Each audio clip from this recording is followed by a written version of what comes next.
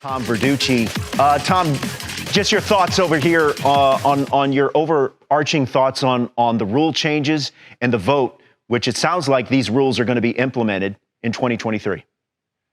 Yeah, the vote's expected to pass, and I do think you're looking at the future of baseball really traced to today's vote. I say that because the game should look very differently next year after really 2 decades where it's gone in the wrong direction. Whether you're a gamer like Robert or a baseball fan, the thing you don't need these days is less action over more time. But that's exactly what has happened to a baseball game over the last 2 decades. And if you go back to 2007, the height of attendance, to 2019, the last pre-COVID season, attendance went down by almost 11 million fans. Those things are connected. The game needed to be not just shorter in terms of time, but better paced in terms of action. And these 3 rule changes are designed to do exactly that. Give fans more action over less time. So I think 2 decades really of attrition are about to turn around starting next year. You're looking at the average time of game, which is important. All-time record was last year in terms of being slow. More important, though, guys, is pace of action. How long does it take for a ball to be put in play? And the last couple of years, it's been almost 4 minutes on average to see a baseball put in play. Go back to the mid-'80s.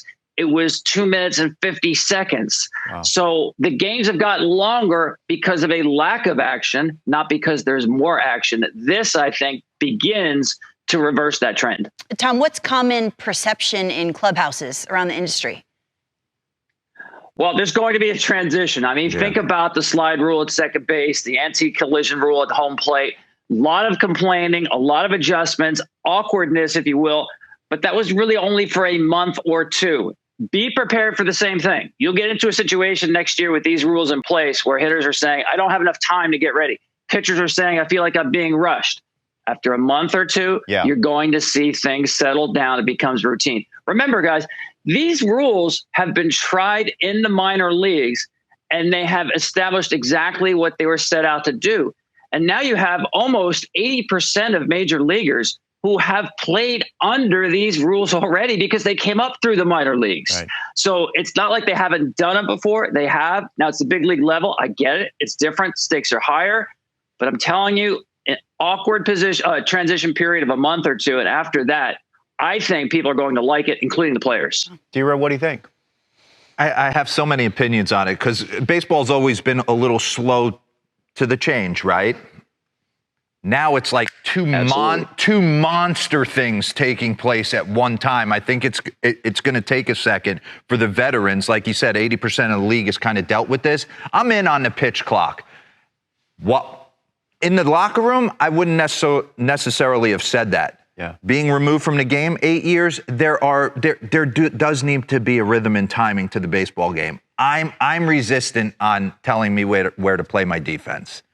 To have 4 guys all be on the dirt, I go back to facing Barry Bonds or a Vlad Guerrero Sr. You can't defend those guys on the dirt.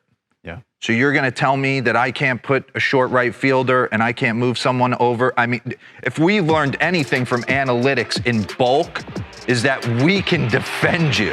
Right. And if we don't have the same payroll and the same talent, then I got to find ways at the margins to try and not let you on base and score runs. So I'm a little hung up on the shift part of it.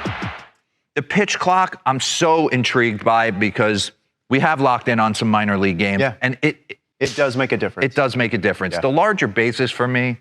Yeah, what do you think of the larger bases, I'd say Tom? First. Where are you on that change? Yeah, it doesn't sound like a big deal, right? 3 inches bigger on each side, but it reduces the distance between first and second and third by 4.5 inches. Yeah. And again, that doesn't sound like a lot, but it does encourage stolen bases because you literally have less ground to cover, even if it is 4.5. So for instance, in the minor leagues, when they went to the bigger bases, stolen base attempts went up 27%. Wow. If we get that in the major leagues, we're back to where we were 20 years ago in terms of teams taking risks on the bases. And really the other ancillary part to this is safety. injuries, base-related injuries went down in the minor leagues because you do have bigger bases. Think about the runner at first baseman, the collisions at first base. There definitely is a safety factor. But the driving point here is encourage stolen bases because this has become a very risk-averse game, right? Some of the information that D-Rose is talking about in defense and pitching, it's all on the run prevention side.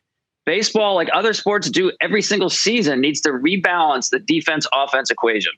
D-Row, you're talking about the shift. Tom, teams can challenge whether a team complied with the shift. Yeah. How technical are we talking? Are we talking his toes on a blade of grass? I don't know if they'll get to that extent, Lauren, but it's interesting. I think maybe you might see guys with their feet on the dirt on the left side of the infield, for instance, if you're the shortstop. And then as a pitch is thrown, maybe they start moving over behind the second base bag, right? Yeah. So I actually like that. You see bodies in motion. But to D-Rose point, the shifts began as really an intellectual edge, right? A lot of early adopters had an edge over other teams. Now everybody does it. Shifts happen because why? They take away hits. And not just ground balls. I'm talking hard hit balls. If you look at batting average on balls in play, on hard hit ground balls, it's gone down from 340 to 308 just in the last 5 years. So they work, they really take away hits. And D-Row, you know this as a hitter, if you're in the box and you see that right or left side loaded up against you, your thinking then becomes, well, I need to hit over this shift.